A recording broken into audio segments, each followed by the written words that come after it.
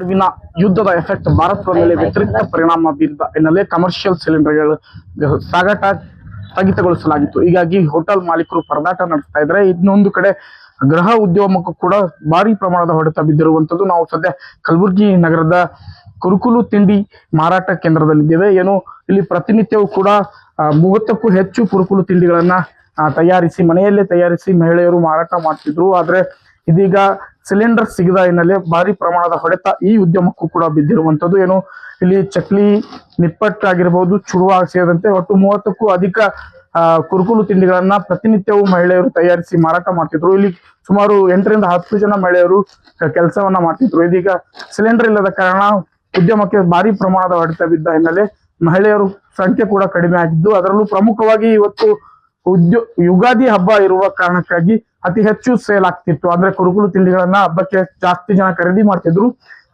ಜಾಸ್ತಿ ಜನ ಖರೀದಿ ಮಾಡ್ತಿದ್ದ ಹಿನ್ನೆಲೆ ಅತಿ ಹೆಚ್ಚು ಕುರುಕುಲು ತಿಂಡಿಯನ್ನ ನಾವು ತಯಾರಿಸಿ ಮಾರಾಟ ಮಾಡ್ತಿದ್ವಿ. ಆದ್ರೆ ಇದೀಗ ಸಿಲಿಂಡರ್ ಸಮಸ್ಯೆಯಿಂದಾಗಿ ಹೆಚ್ಚು ಕುರುಕುಲು ತಿಂಡಿಯನ್ನ ತಯಾರಿಸಲು ಸಾಧ್ಯವಾಗ್ತಿಲ್ಲ ಎನ್ನುವಂತ ಅಳವನ್ನ ಇಲ್ಲಿನ ಗೃಹ ಉದ್ಯಮಿಗಳು ಹೇಳ್ತಿರುವಂತದ್ದು. ಏನು ಹೀಗಾಗಿ ನಮಗೆ ಸಿಲಿಂಡರ್ ಅನ್ನ ಒದಗಿಸಿಕೊಡಿ ಅನ್ನುವಂತ ಆಗ್ರಹವನ್ನ ಇಲ್ಲಿನ ಮುಖ್ಯಸ್ಥರು ಮಾಡ್ತಿರುವಂತದ್ದು. ಈ ಕುರಿತು ಮಾತಾಡೋಕೆ ನಮ್ಮ ಜೊತೆ ಇಲ್ಲಿನ ಗೃಹ ಉದ್ಯಮಿಗಳಿದ್ದಾರೆ. ನಿಮ್ಗೆ ಸಿಲಿಂಡರ್ ಸಿಗದ ಕಾರಣ ಯಾವೆಲ್ಲ ಸಮಸ್ಯೆ ಆಗ್ತಾ ಇದೆ? ಬಹಳಷ್ಟು ಸಮಸ್ಯೆಗಳು ಆಗ್ತಾ ಇದಾವ್ರಿ ಸರ್. ಇನ್ನೊಂದಂದ್ರೆ ಕರೆಕ್ಟ್ ಅಂದ್ರೆ ನಮ್ಮ ಎಂಪ್ಲಾಯಿಗಳಿಗೆ ಕೆಲಸದವ್ರಿಗೆ ಬಂದವರಿಗೆ ಕರೆಕ್ಟ್ ನಾವು ಕೆಲಸ ಕೊಡ್ತಾ ಆಗ್ತಾ ಇಲ್ಲ. ಸಿಲಿಂಡರ್ ಇದ್ರೆ ಎಲ್ಲಾ ಕೆಲ್ಸ ರೀ. ಮತ್ ಇನ್ನೊಂದಂದ್ರೆ ಕರೆಕ್ಟ್ ನಮ್ ಸರ್ವಿಸ್ ಕೊಡಕ್ ಆಗಲ್ಲಾಗ್ಯದ್ರಿ. ಬೇರೆ ಬೇರೆ ರೀತಿ ಕಾರಣಗಳು ಬಹಳಷ್ಟು. ಸಿಲಿಂಡರ್ ಇದ್ರೆ ಎಲ್ಲಾ ಕೆಲ್ಸ ರೀ.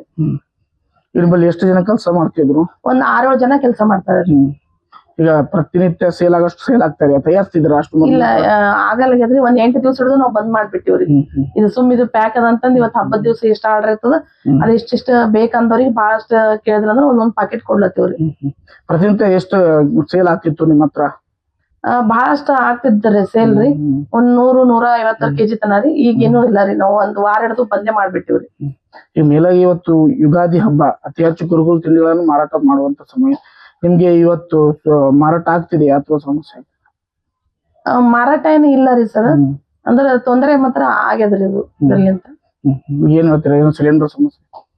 ಸಿಲಿಂಡರ್ ಇದು ಮಾಡಿದ್ರಂದ್ರ ಬಾಳ ಅನುಕೂಲ ಆಗ್ತದ್ರಿ. ಸಮಸ್ಯೆ ಇದು ಪರಿಹಾರ ಮಾಡಿದ್ರೆ ಬಾಳ ಅನುಕೂಲ ಆಗ್ತದ ಅಂತ ಹೇಳ್ಬೋದು. ಇದಿಷ್ಟು ಗೃಹ ಉದ್ಯಮಿಗಳ ಮಾತಾಗಿರುವಂತದ್ದು. ಏನು ಪ್ರತಿನಿತ್ಯವೂ ನಾವು ನೂರಾರು ಪ್ಯಾಕೆಟ್ ಗಳನ್ನ ತಯಾರಿಸಿ ಮಾರಾಟ ಮಾಡ್ತಿದೀವಿ. ಆದ್ರೆ ಸಿಲಿಂಡರ್ ಸಿಗದ ಕಾರಣ ನಮ್ಗೆ ದೊಡ್ಡ ಪ್ರಮಾಣದ ಹೊಡೆತ ಬಿದ್ದಿಲ್ಲ. ಅದರಲ್ಲೂ ಯುಗಾದಿ ಹಬ್ಬದಂದು ನಾವು ಅತಿ ಹೆಚ್ಚು ಕುರುಕುಲು ತಿಂಡಿಗಳನ್ನ ತಯಾರಿಸಿ ಮಾರಾಟ ಮಾಡ್ತಿದ್ವಿ. ಈ ಬಾರಿಯ ಯುಗಾದಿ ಹಬ್ಬಕ್ಕೂ ಕೂಡ ಸಿಲಿಂಡರ್ ಎಫೆಕ್ಟ್ ತಟ್ಟಿದೆ ಅನ್ನುವಂತ ಮಾತನ್ನ ಅವ್ರು ಹೇಳ್ತಿದ್ದಾರೆ.